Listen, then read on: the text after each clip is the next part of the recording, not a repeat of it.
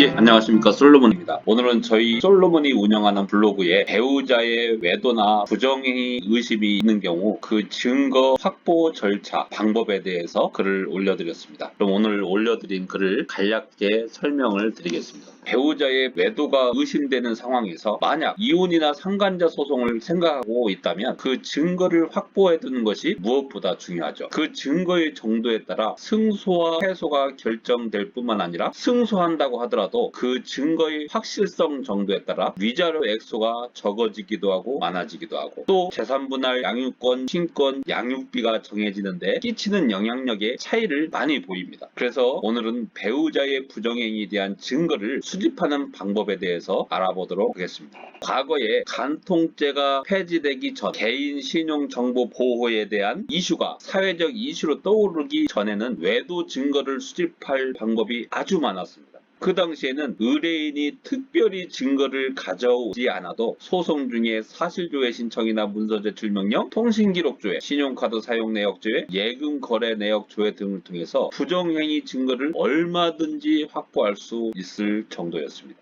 예를 하나 들자면 소송에 들어가서 배우자나 상간자의 신용카드 사용 내역을 사실조회 신청을 통해서 받아보죠. 자, 그런데 여관이나 모텔, 호텔에서 결제한 내역이 나와요. 그러면 그 일시에 해당되는 배우자와 상간자의 휴대폰 사용 내역을 또다시 조회합니다. 그런데 그 시간대의 기지국을 보니 해당 숙박업소로 나온다고 하면 이를 외도 증거로 삼아서 배우자의 부정행위를 입증하기도 했죠. 근데 간통죄가 폐지되고 개인 신용정보 보호가 사회적 이슈로 떠오르면서 통신사에서 통신기록 내역을 보내주지 않아요. 또 사실조회 신청이나 문서 제출명의 피기관들이 정보를 잘 주지 않는 경향이 있습니다. 더군다나 재판부에서도 개인 신용정보 보호를 위해서 사실조회 신청이나 문서 제출 명령 신청을 잘 받아주지 않는 경향이 있습니다. 그래서 이제는 소송 중에 외도 증거를 확보한다는 것이 거의 불가능에 가까워졌다고 할 수 있죠. 그래서 이제는 소송을 시작하기 전에 부정행위 증거를 확보해두는 게 필요합니다. 자, 그러면 증거를 확보하는 방법에는 어떠한 방법이 있는지 살펴보도록 하겠습니다.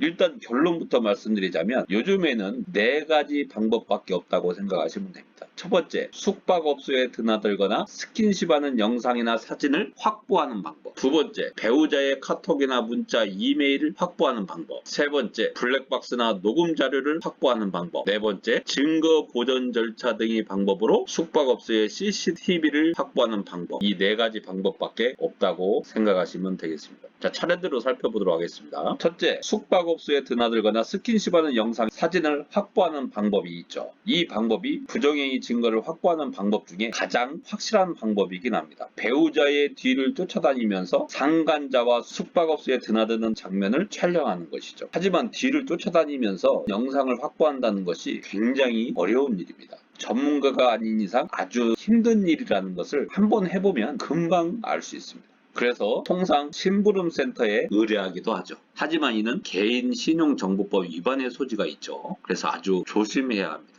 물론 심부름센터를 고용해서 증거를 확보했다고 하더라도 형사처벌은 변론으로 하고 증거로서의 가치는 충분합니다. 따라서 아주 매혹적인 방법이긴 하죠. 하지만 법망 안에서 안전하게 진행하려면 반드시 실력 있는 이혼 전문 변호사와 상의하에 진행하는 것이 반드시 필요합니다. 그래서 우리 솔로몬은 별도로 증거 수집팀을 운영하고 있죠. 두 번째 방법, 배우자의 카톡이나 문자, 이메일을 확보하는 방법이 있습니다. 배우자의 카톡이나 문자, 이메일을 몰래 열어서 상간자와 주고받은 내용을 확보하는 방법이죠. 그 내용에 사랑해, 자기 오늘 침대에서 끝내주더라, 당신이 보고 싶어 라든가 서로의 호칭이 자기야, 여보 등등이라면 부정행위를 입증할 증거로 더할 나위 없이 좋죠. 다만 성관계까지 암시하는 내용이 있어야 위자료 액수가 높아지고 재산분할이나 친권, 양육권, 양육비를 정하는 데 있어서 많이 유리하게 작용합니다. 그리고 그러한 방법으로 증거를 수집하는 것은 통비법이나 정통법 위반의 소지가 있죠. 그래서 반드시 실력 있는 이혼 전문 변호사와 상의하시고 진행하셔야 합니다. 법에 저촉되지 않게 확보할 방법이 얼마든지 있기 때문입니다. 세 번째, 블랙박스나 음성 파일을 확보하는 방법이 있죠. 요즘에 블랙박스 영상이나 녹음 자료가 외도 증거로 많이 제출되고 있습니다. 그만큼 아주 좋은 증거라는 뜻이죠. 블랙박스 영상에 배우자가 상간자와 숙박업소를 드나드는 장면이 있거나 그 음성 파일에 차 안에서 상간자와 사랑을 속삭이는 내용이 있다면 아주 훌륭한 증거가 됩니다. 다만 일부러 차 안이나 집안에 녹음기를 설치하는 방법으로 증거를 수집하는 것은 통비법 위반의 소지가 있기 때문에 전문가와 반드시 상의 후에 진행하셔야 합니다. 요즘 처벌이 아주 강화되고 있는 추세이기 때문입니다.